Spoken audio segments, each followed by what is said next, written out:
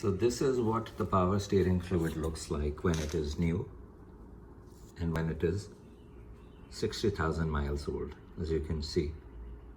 So it's a good idea to replace it, I think, maybe every 50,000 miles. So in today's video, I'm going to replace the power steering fluid of my Toyota Camry. This is the reservoir. This is the return line. This is the supply line.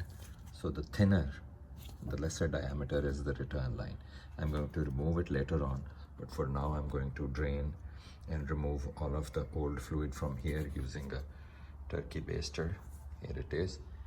I have installed a piece of 3x8 tubing because that opening is not wide enough for the baster to go right to the bottom.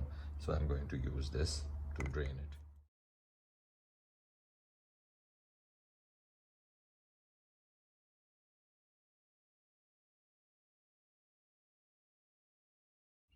So all the fluid has been sucked out, as you can see inside.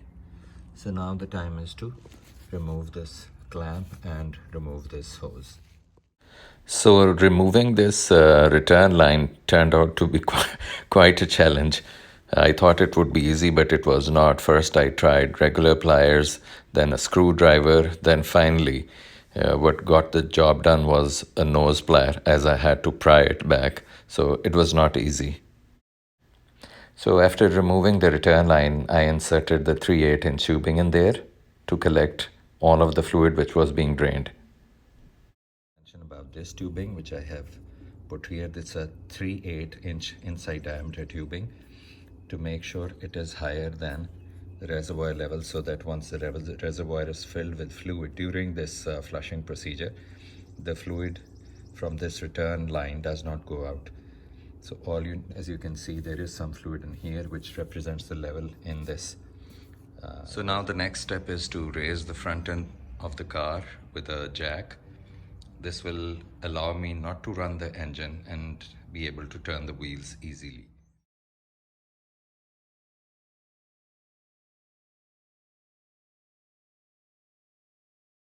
So now I have raised the car. I'm going to turn the wheel lock to lock, both directions, and you can see in here the fluid will be coming out.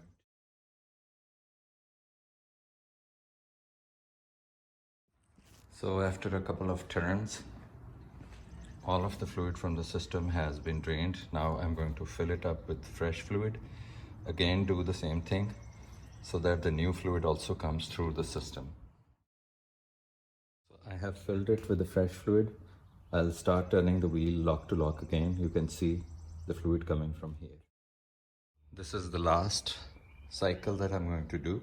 Almost the entire bottle, 1 quart, has been used, and fresh fluid is coming here.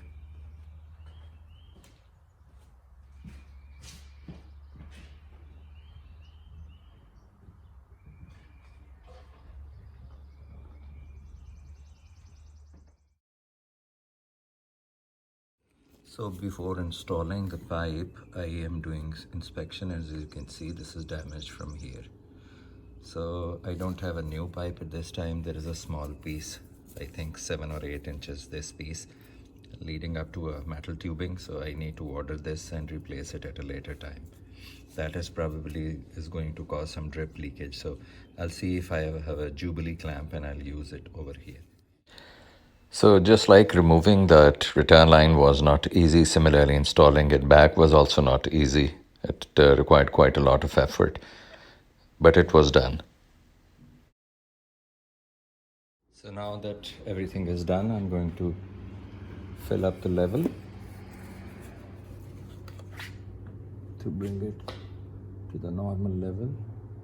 I have filled the level, and now it is showing that this is the maximum for hot and this is the minimum for hot.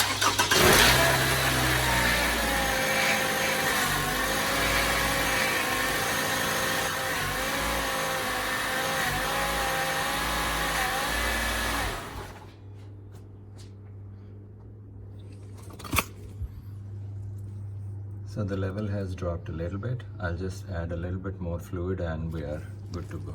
Thanks for watching.